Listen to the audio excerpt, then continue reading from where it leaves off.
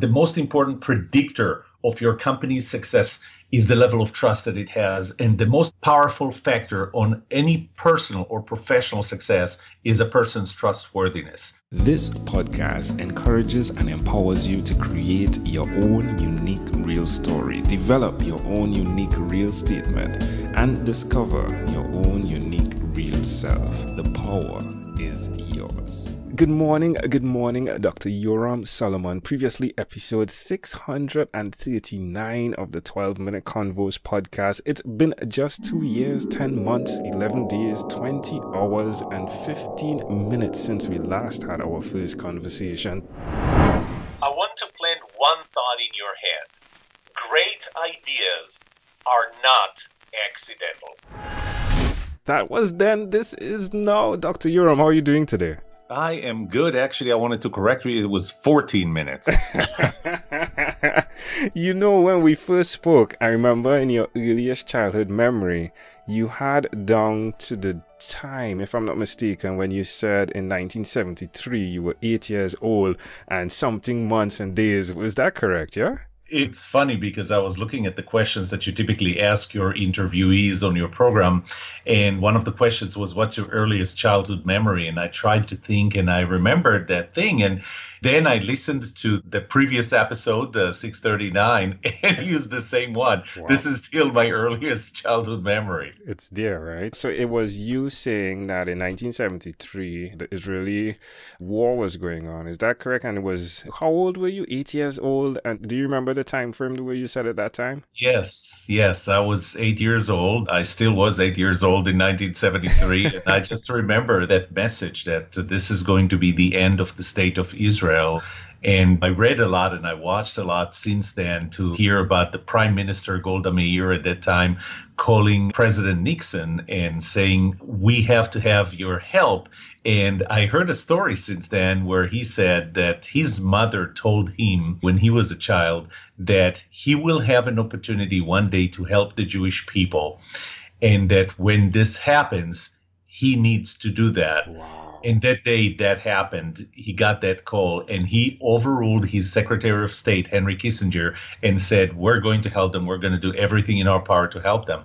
And that's how the state really survived. Wow, isn't that amazing? Wow, I got chills there. Again, synchronicity and the power of a woman as well. Yep. Also the power of a mother, the impact a mother has in the families.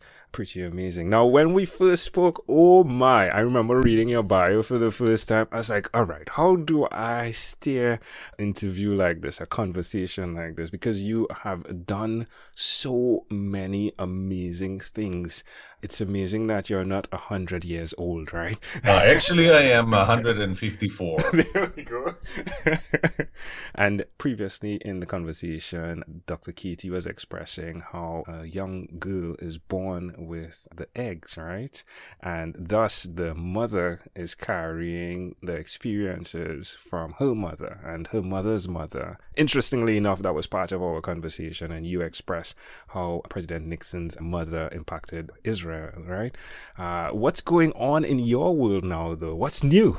Well, first of all, I was looking at my profile. It said that I had 5 books. I'm actually working on book number 12 right now. Wow. It says that I was one of the top 40 innovation bloggers in 2015. Well, since then, I was one of the top 40 in 2016, 17, and 18, and 19 is not over yet. Wow. But really, the biggest change that happened was, and it wasn't a change as it was an evolution. If you remember back then, 2 years ago, my focus was on innovation culture. What I realized after working with companies on innovation culture, that everything required for innovation culture boils down to one foundational element, and that is trust. And that we have a continuous decline in the level of trust in the world. I thought that trust is going to be a very important area to focus on, and I built the Trust Building Institute since then.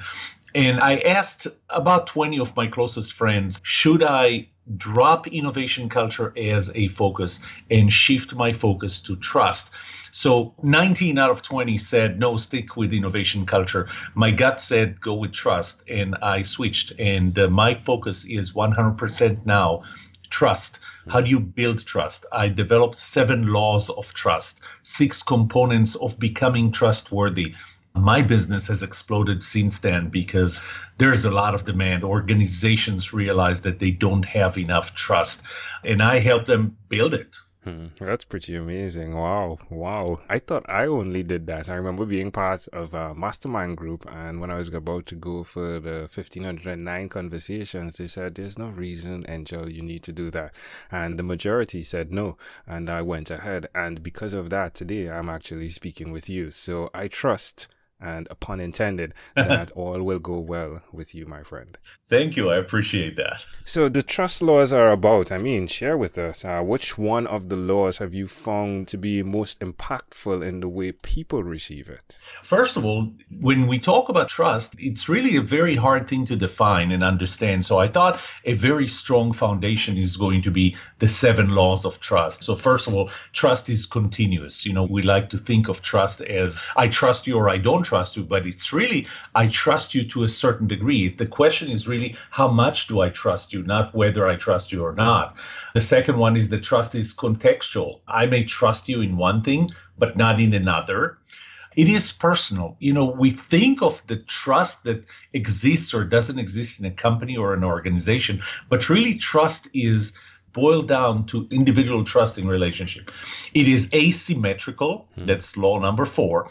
The level by which you trust me is not necessarily the same level by which I trust you. It can be more, it can be less.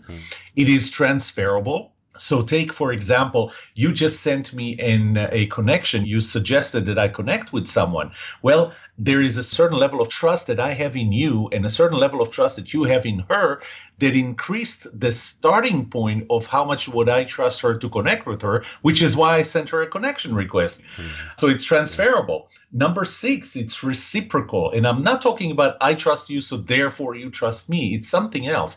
When you have a 1-year-old that just realized that she can stand, and the next thing that she does is she starts walking. And the next thing that she does after she realizes she can walk is what? Run. She starts running. And the first thing that happens to her the first time that she runs is that she falls. She falls. And the first thing that she does after she falls is that she gets up and go again. No, she doesn't. She cries. No, she doesn't. She looks for help, doesn't she? She looks at you. Ooh. She wants to see what your reaction is because she doesn't know how to make sense of it. So she looks at you, and if your reaction is that you start yelling, "What did you do?" or "Are you okay?" she starts crying. But if your reaction is, "Come on, get up, keep going," she gets up and she keeps going. Trust works the same way. If I trust you, and you feel that I trust you, it's not just that I know this internally, but I show you that I trust you, you will behave in a trustworthy way. You will work to earn my trust. And if I distrust you and I show you that I distrust you, you're not. And the last one is trust is two-sided. The level of trust that I have in you is the product of my willingness to trust other people, because we're all the sum of our experiences. Some of us are more willing to trust, some of us are less. So it's the product of my trustability and your trustworthiness. Now, you can't do anything about my trustability, my willingness to trust other people, but you can do everything about your own trustworthiness. And this is where I typically go into. So let me tell you how you become trustworthy. Love it, love it, love it. I just got through yesterday Malcolm Gladwell's book, Talking to Strangers, and he speaks about default to truth and how we as humans tend to do that. And I think the other T word that aligns with trust so rightfully is truth. It's how we build a foundation, on truth. You have, my friend, opened up something where I can understand why your friends, 19 of them, said that no, stick with innovation, because it is a great connection, I think, to who you are. But I think you've evolved, Dr. Yoram. Would you agree? Yes, definitely. I started with innovation. I would help companies, whether it was companies that I worked for or companies that I worked for as a consultant or a contractor. I would help them create new ideas. But then I found that it's not enough. Those ideas don't stick because the companies don't have the right culture. And that's how I evolved into innovation culture. I started with innovation culture, and I realized that innovation culture boils down to three things: the autonomy that a supervisor gives their employees, the accountability that employees takes versus their supervisor, and the ability to hold a constructive disagreement between people at the same level. When what I realized is none of those will exist if you don't have trust. So it was kind of an evolution for me to get to trust is the foundation. To me, innovation used to be the umbrella and everything was under that, even trust. But now it changed. Trust is the foundation. Everything builds on top of that. So if we don't deal with the foundation, then don't bother building a house. Yeah, because when you do build, you'll see the effects of what wasn't done correctly in the foundation. Within your foundation, your family foundation, how have you seen the application of everything you are experiencing and learning work as well internally with your family? You know, it's funny because it helped me understand the relationships that I have within my family, the relationship I have with my wife, the relationship I have with my daughters, and even outside of my family. You know, the first time that you interviewed me, I thought, who is this person? And I started looking around to see what you were doing. And of course, that was the first time that you were doing this. And you had a very lofty goal of 1,200 convos. And I didn't know, I was kind of suspicious. But looking at what you have done over the years, and when I look at the 6 elements of building trustworthiness, you said truth. Truth to me is part of the second element, which is shared values. If we share values, and truth is a universal value, nobody trusts people who intentionally lie to them. But one of them is competence. The first component for me is competence. And competence is made, again, of a lot of things. One of them is consistency. By the time you interviewed me, this was episode 639, so you still had a few under your belt. But look at how many you had now. This is consistency. You've been doing this more than 2,500 times. And so those are the type of elements that build trust. So building this formula, and it's really funny because I actually built a mathematical set of formulas that explain how trustworthiness gets built. I love what you're doing, Dr. Yoram Solomon. It gives great pleasure, my friend, to check in. It's an opportunity that I do not take lightly. I do appreciate all that you're doing. In closing, however, for the sake of 12 minutes, unfortunately, is there anything else you'd like to share with our amazing audience? I think what I got down to is that the most important predictor of your company's success or any company's success is the level of trust that it has. And the most powerful factor on any personal or professional success is a person's trustworthiness. And that now is my mission. Love it. Again, Dr. Yoram Solomon, this was such a great pleasure. Amazing audience. You can check in the show notes on how to connect with Dr. Yoram Solomon. My friend, thank you for being on what is inspired by 12-minute Convos with Angel Jones.